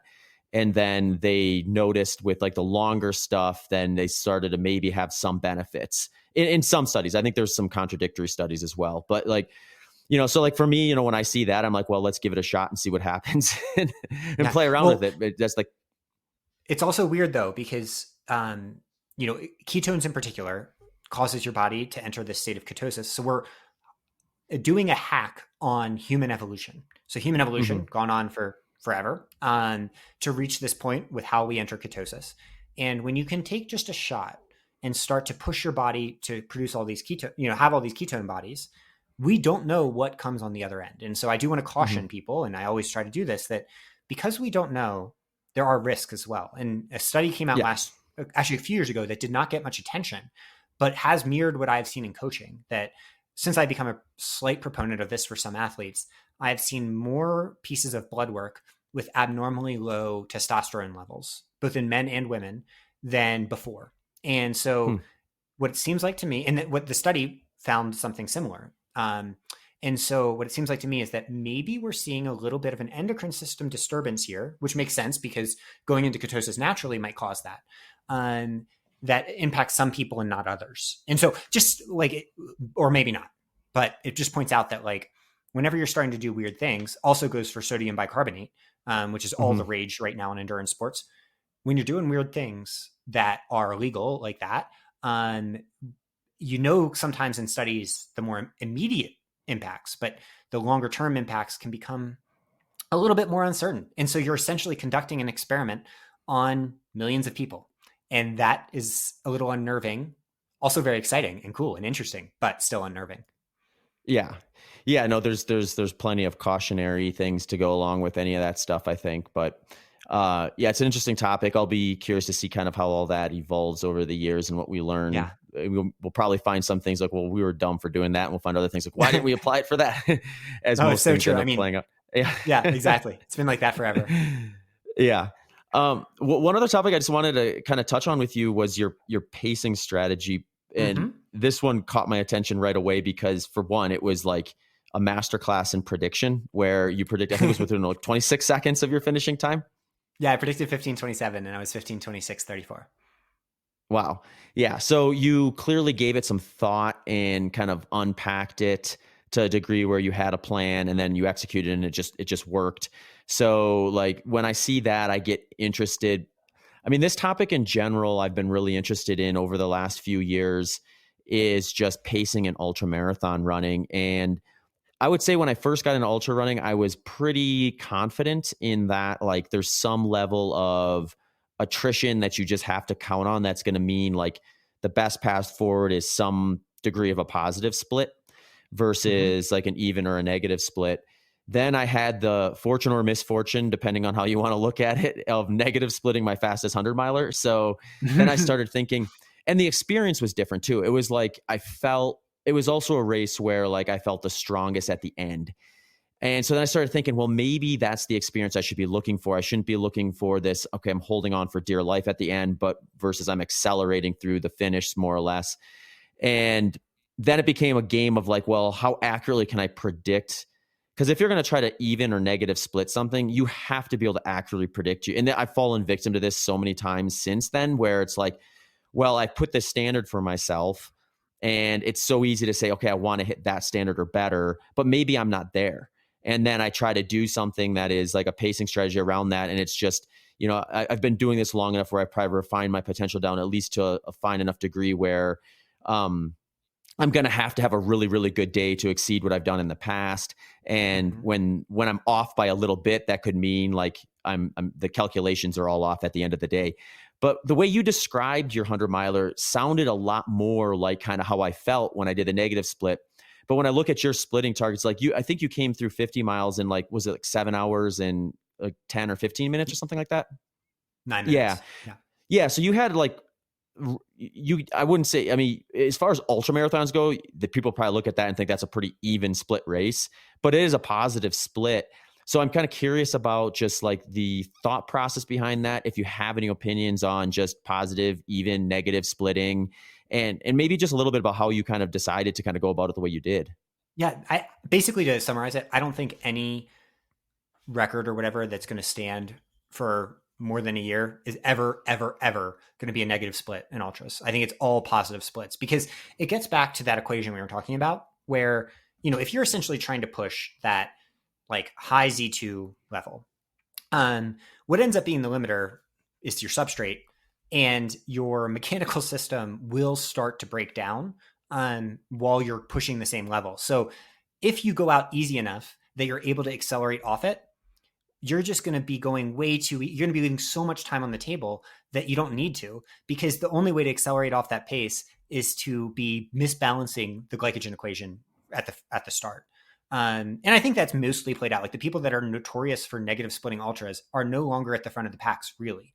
And the races are most like the old conventional wisdom used to be at Western States, for example. The race started at 62 miles. Now it's like the race starts at mile 0. Similar with Leadville, our first mile was 6 minute pace, like 6 minute pace at the start at 10,000 feet. And, so for me, my thinking is like, one, the quicker I can finish, the better. But two, there's no reason to wait. That, I'm going to fade no matter what. My muscles are going to get too fatigued to keep pushing, even if I'm able to maintain a good GI system and everything else logistically goes well.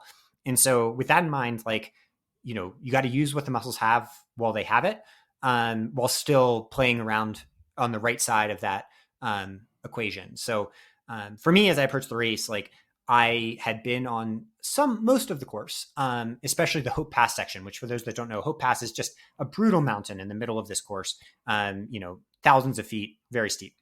And I knew where I could do that. I knew I could run. I ran every step of Leadville, including the parts that were, really steep at altitude. I knew that I could do that. I knew, or at least theoretically. I mean, I didn't know shit, but I thought I knew that. You learned along the way that you could. Yeah, I learned that my assumptions were correct. And with that in mind, I kind of knew generally what like I could do at those effort levels, even on a fatigued body.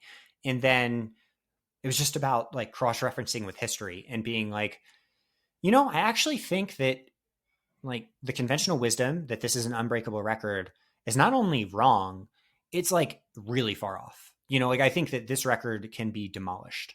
I mean, I don't want to say 16 minutes is demolishing, but in our world, it's fun to use hyperbole. And so, yeah, I mean, I think at the end of the day, my 15:27 was just a lucky guess, because, first timer's luck. But it all rested on the idea that like, especially early in the race, like I knew I could be running, 6:20 pace into outward bound at mile 22 pretty comfortably. I knew that coming back at mile 70, that I'll be able to run 6:30 pace again, because that part is actually really fast. And I knew on Hope Pass, I'd be fighting for dear life just to jog up at a really slow pace. You put all that together and like, sometimes a broken clock's right twice, is right twice. Yeah. Yeah. I mean, I think really the intriguing thing to me in terms of like maybe a shift in my mentality about race pacing from what you've described and kind of is just like, how are you feeling at the end of that race too, where like, it seems like when you came through May Queen with 12 and a half miles to go, you weren't like holding on for dear life. You were smelling the barn and really looking to get in there. And, but that being said, I was going slow. Historically, like all my record was made up by then. In fact, all my record was made up by 37 miles. How weird is that? Like, and that was a calculated thing. Like you look at on Strava, you can do compare efforts. And so I created a segment for Leadville because I wanted to understand how I raced. And until May Queen, like, I was gaining time, but like Matt Carpenter is the best ever to do it. He took your strategy, of like that you're talking about of trying to finish strong, and he finished so strong. I took a strategy of like, hey, time is time. I don't care if it comes at mile 10 or mile, 90. And from mile 90 on, even though I was uplifted and felt fine, my body was so tired from the effort and, had those burps coming up that, I was going pretty slow. I didn't gain any time over second place Adrian McDonald, who's an amazing athlete, from there to the finish. But it didn't matter because I was already 30 minutes ahead. Like, basically, I think in ultras, the weird part is that sometimes we've overvalued time at the end because we're worried about blowing up. And I'm like, well, if you kind of understand and have enough fuel on board and do all that, and we're not worried about blowing up, then a time in the minute in the first 10 miles is worth the same amount as the minute later. And even more relevant for the way I raced, what happens if we're talking 20 minutes in the first 37 miles? That's worth so much more than fading a little bit at the end. And yes, I did fade at the end, but that fade was, 4 minutes or whatever. So it gives me 16 minutes in the end. Yeah. Yeah. It's interesting. I mean, I want to have you and Nick Curry on here to debate this topic. I mean, and I love, have you listened to any Nick of his stuff?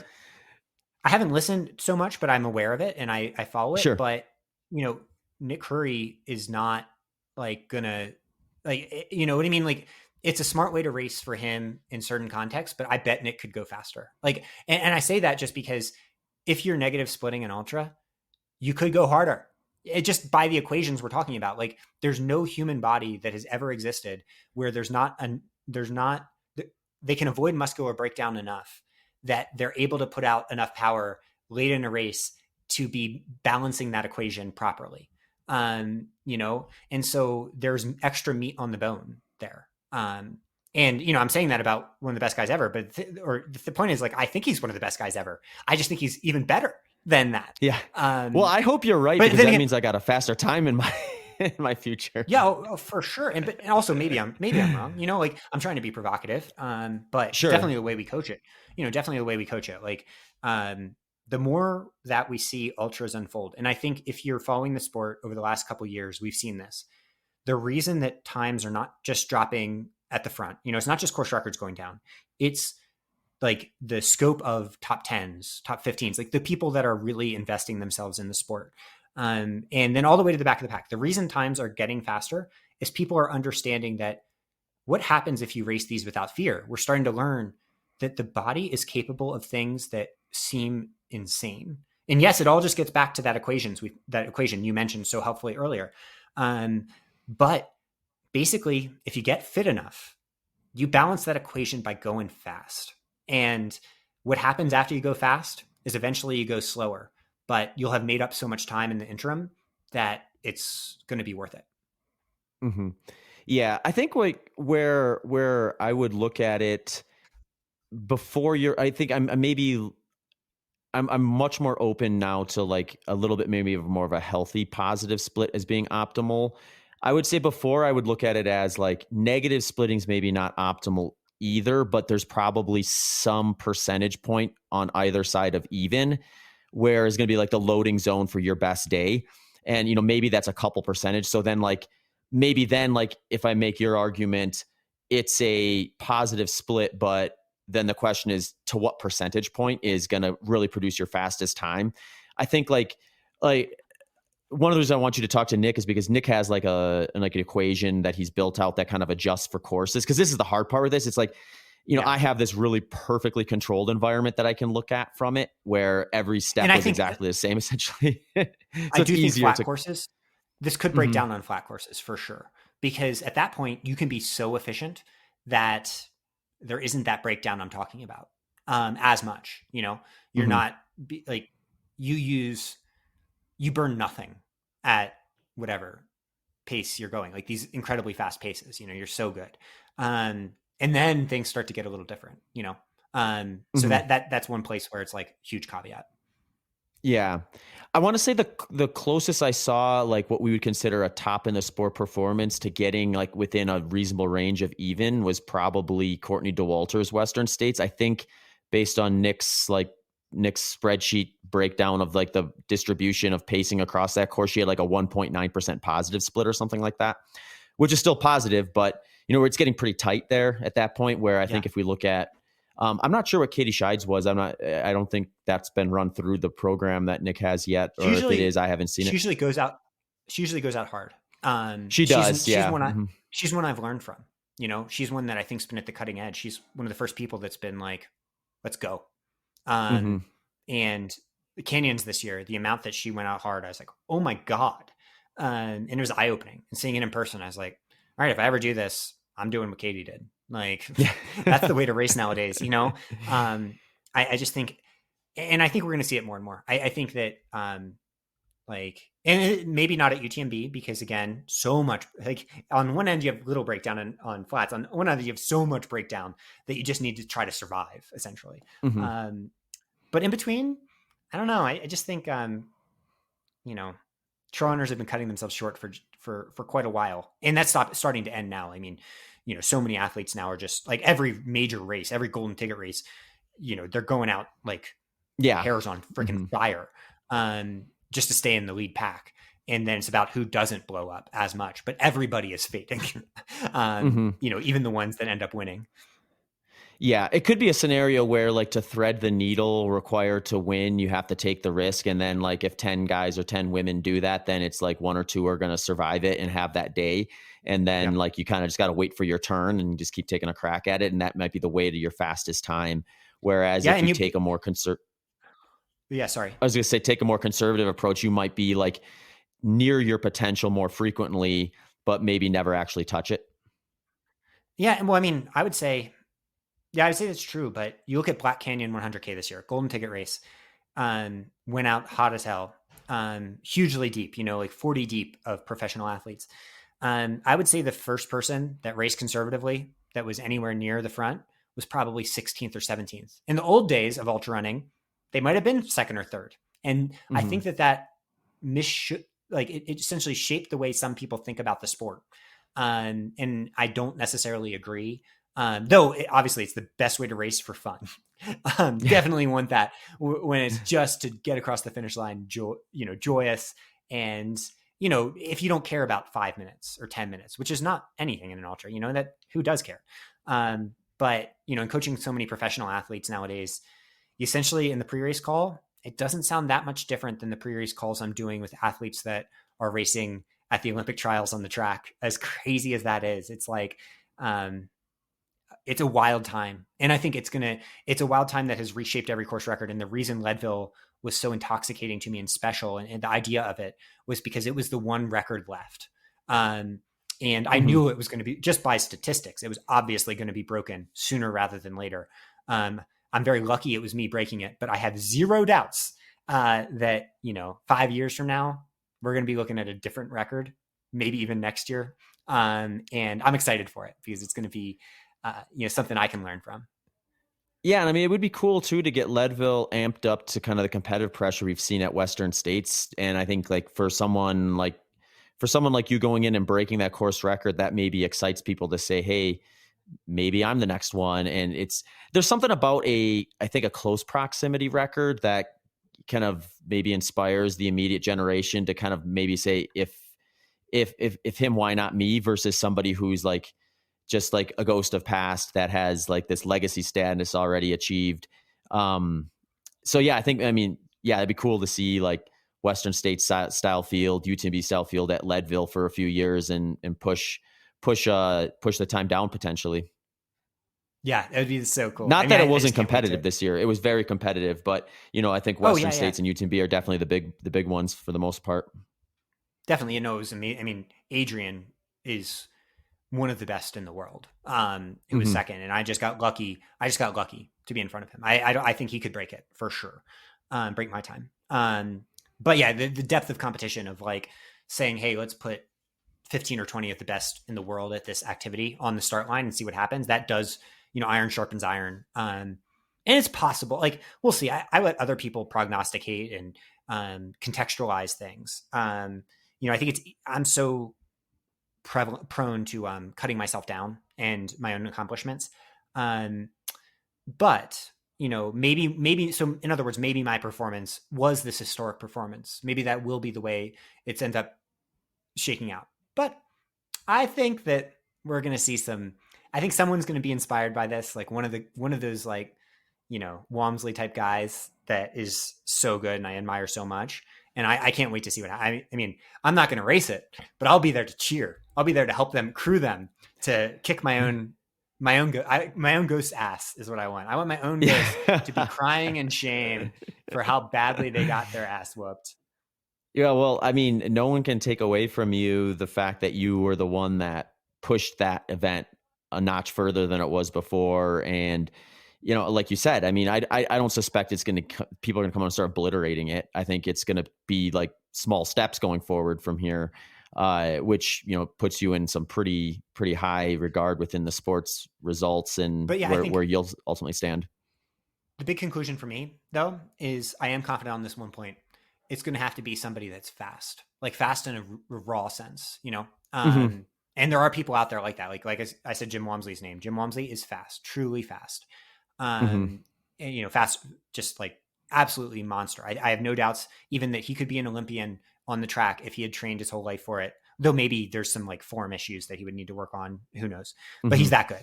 Um, I think it's going to have to be someone that Yeah. does their strides. Mm-hmm. Does their strides. Perfect. Yeah. Awesome. So I think that's pretty much all the stuff I wanted to hit on. I mean, you shared like so much great information. It's been fun to kind of chat, but was there anything else that you wanted to share? Oh, you know what? I did think of something. On your podcast, you were talking about, and we've touched on a little bit kind of briefly or flirted with a little bit with, just like the women's side of the sport. Like Megan is starting is it Megan and you, or just Megan and some Just other Megan. people, I think? Okay. Tell us a little bit about that. Oh, so cool. So it's called Huzzah. So right now, if you're listening, go to the Huzzah Hub. And if you can link to it in the show notes, they can just click there, hopefully. It's this new initiative all focused on health and science for female athletes. It's so fun. It's so unique. You'll see it right away and you'll be like, wow, no one's done anything like this.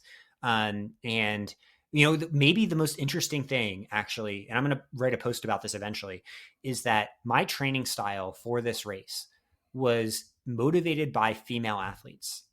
Usually it goes the other way, right? Like we're talking, the research trickles down from male athletes and then eventually to female athletes.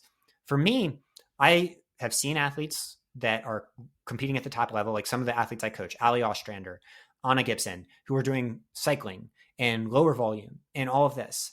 And understanding where I was in my life, I'm like, I trained like a woman, like more traditionally in this sense. And so these things that Megan are doing with Huzzah, like, have been the fundamental backbone of like what led to this result. And so that was the big change I made this year. I was just like, I need some of that feminine energy in my life. And so it's just so cool to see Megan spreading her wings. She's the smartest person I've ever met. Go check it out now.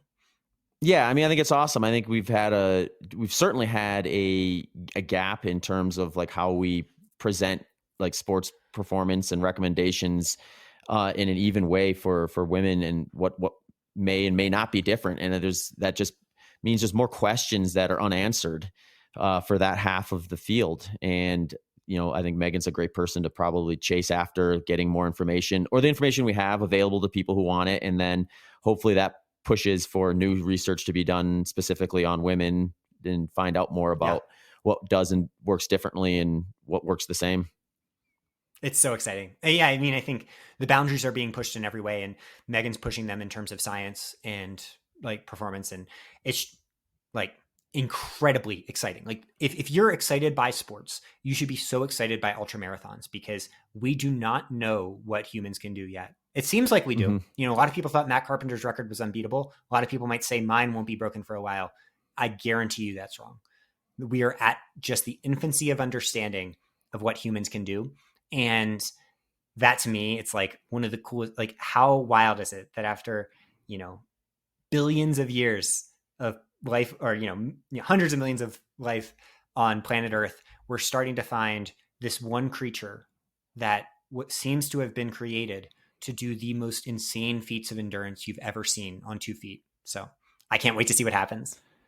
Yeah, no, it's a good time. I can't wait to, like the next decade, the decade after that, and the decade after that, to see where the sport goes. Cause it's like you said, it's going to continue to grow and progress from a performance standpoint. And I think also a participant standpoint, which is a really fun thing to be able to share the sport with new people and keep people out there on the trails or the roads or just running for a long time.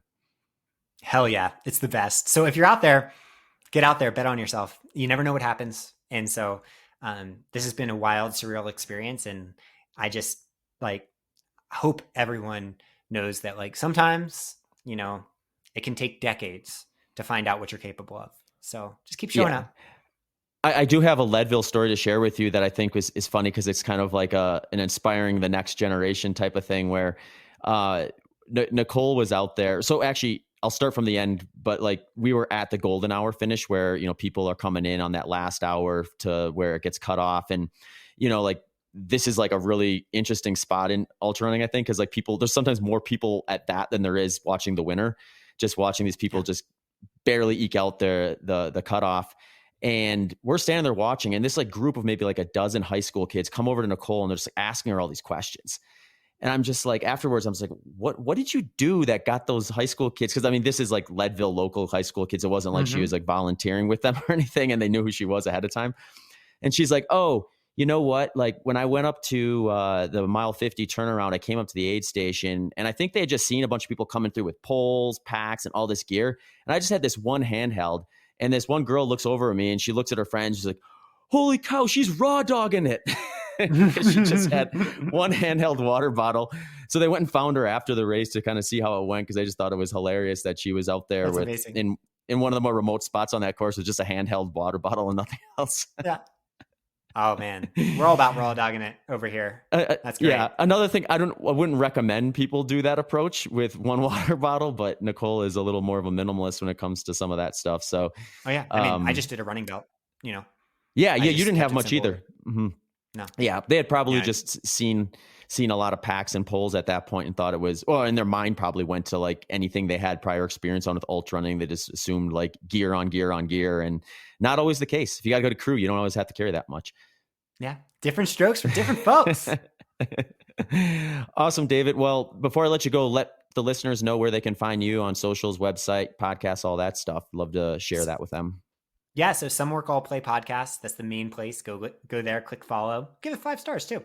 And then Strava, search my name, Mountain Roach on Instagram. And yeah, thanks everyone for listening. Love you all. It's an honor to talk to Zach. He's one of my all-time heroes in the sport, as you could probably tell. Kind of surreal to be talking to him in this manner too. So Zach, thank you. Appreciate it a lot. Right on, David. Thanks so much. Hey everyone, thanks for sticking around to hear more about how I use the products that sponsor the Human Performance Outliers podcast. I have updated a few things, so if you follow closely, you may notice some new details here.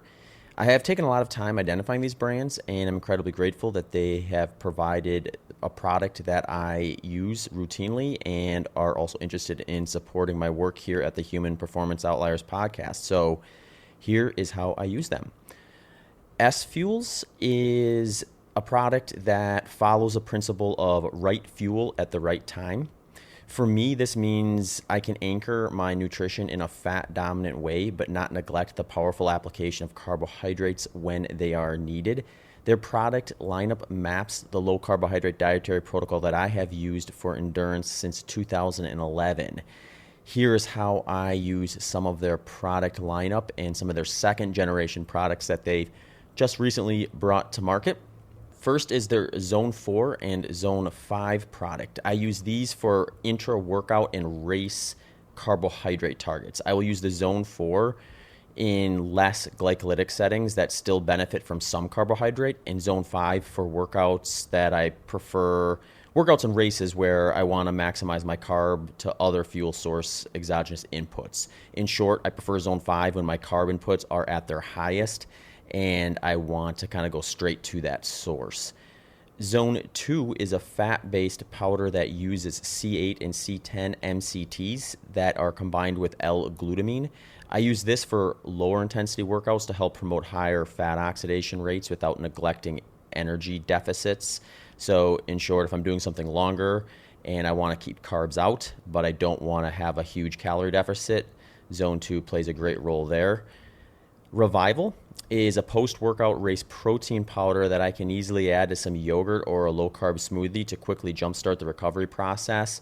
I will use a product like this most often when I'm completing training sessions and have a lower appetite or desire to eat solid foods right after, but want to get a jumpstart on replacing some of the stuff that I left out there.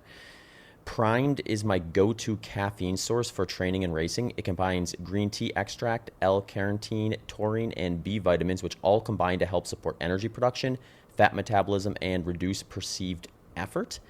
Life Bars are a product that have been one of my favorites on the S-Fuels lineup for some time now, and they are a great combo of healthy fats and protein that I can have prior to a big training session, race, or simply as a snack on heavier training days.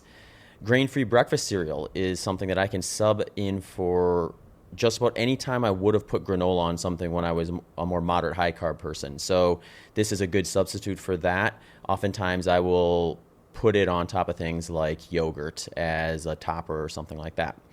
If you're interested in more details about their product lineup, the science behind it, and everything else, head over to sfuelsgolonger.com for up to 15% off your next order.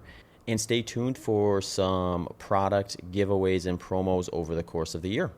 I got introduced to Janji last year and have really enjoyed having some of their products in my running and gym rotation. Janji makes pants, shorts, outerwear, tops, and accessories. Janji apparel is made with durability in mind and is backed by a 5-year run everywhere guarantee. Each design is informed by a different part of the world through collaboration with local artists and in partnership with clean water nonprofits with whom they have contributed over $1 million donated to clean water solutions. Some key features that Janji really focuses on is lightweight, breathable, moisture wicking, odor resistant, thermal regulation, and a super soft and flexible material. Here are the products that I've been using a lot so far this summer. I'm still going with the AFO middle short for very light breathable training sessions where minimal pockets and extras are not desired. So think a very humid summer training run where I want as little on as I can get away with and feel like it's not getting bogged down with a bunch of sweat. The 5-inch multi-short. So I'll sub this one in for sessions where I do want a bit more storage capacity that is placed in the right areas or the right spots. So think things like where I put my phone, does it sit nicely? Or is there a spot to put my key where it's not flopping around or poking me in an awkward place or things like that? So I really like the 5-inch multi-short for that sort of a training session. A product I'm really excited about, which isn't necessarily a training gear per se, is the Multipass Mini and Sling bags. These are the newest items I have started using from Janji. The only question for me is how much stuff do I need, which will determine which one of these I will bring with me. The Multipass is a great for just stashing things like your keys, wallets, phones, headphones, or any item you want to have with you, all while keeping your pockets free from clutter. It's got a nice clippable strap that you can put around your waist or over your shoulder.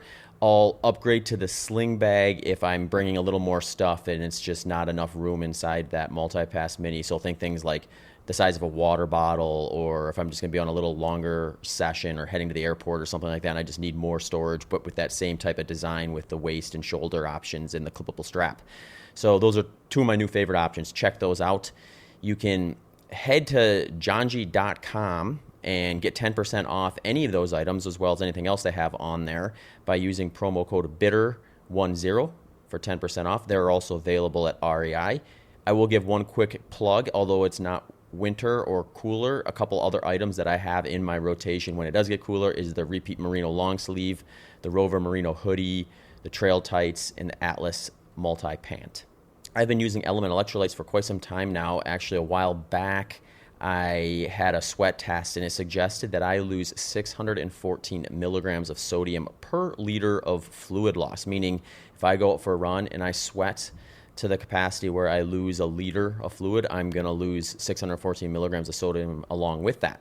So during these hot summer months, it's not uncommon that I will lose over a liter per hour when working out. So I favor adding some electrolytes to my workout fluids and pre-workout drinks in order to account for this. I also find it beneficial if I spend some time in the sauna and lose fluids fast that way. I currently have 3 approaches to using Element products. First is one of their warm beverage options in the morning with my coffee. Sometimes I'll put about half a pack of Element in there. Again, one of their warm beverage options. So usually that's something like chocolate mint, chocolate chai, chocolate raspberry, one of those. A second option is one of their fruity flavors in my water bottles while I'm training. So if I'm out there and I'm going through 16 to 20 ounce bottles of water, I'm going to sprinkle in some of that fruity Element flavors into that in order to account for that 614 milligrams of sodium that I'm going to lose. Third is their newest options, which is their Sparkle product, which is just a 16 ounce carbonated can with the Element electrolyte powder in it already mixed for you. So I've been using these for long runs and before afternoon training sessions in the gym when I know my fluid loss has been high. So I've been doing a lot of long runs lately, and having a can of Sparkle there to kind of sip at in between pit stops in the heat to cool down and rehydrate have been a great new addition to my training lineup. Just a reminder, their core flavors include citrus, watermelon, orange, grapefruit, raspberry, chocolate, mango chili, and chocolate caramel. Some seasonal options include chocolate mint, chocolate chai, and chocolate raspberry. You can go to drinklmnt.com/HPO. Throw in that /HPO and you'll get prompted for a free sample pack with your purchase and help support the Human Performance Outliers podcast along the way. The reason I chose Delta G over other exogenous ketone supplements is they have the formula and the dosage that is supported by the research we have to date. They have the DARPA grant to design for special forces, 50 plus research studies and 20 plus ongoing studies. They also have approximately 3 times the amount of ketones in their product than many of their competitors do, which can be critical for hitting the ketone target ranges that suggest potential cognitive and performance benefits. I've been playing around with my protocol a bit during this last training block, so it has changed a bit from what prior protocols you may have heard me mention on here. For like longer training sessions, these are going to be the key points that I'm going to do it. So it's going to be lower intensity but long in duration. I like the long runs. I like these for long runs and even ultra specific long runs, which tend to span beyond, say, 3 hours. And the way I will do this is I will take a bottle of Delta G Performance, that's the blue bottle they have on their website, about an hour into that training session. And then if that session goes beyond 3 hours, I will take a second one. If it doesn't, I will still take a second one post long run as a way to kind of kickstart things for whatever's coming up next. If you're interested in hearing more about it, I did record an episode with Brian McMahon. It's episode 351, Exogenous Ketones and Performance. And if you're also interested in checking more out about the product and signing up for a free consultation to find out how it would maybe fit your lifestyle, you can head to deltagketones.com. Feel free to throw in a promo code BITTER20 for 20% off your purchase of Delta G Ketones. Thanks for tuning into this episode of the Human Performance Outliers podcast with Zach Bitter.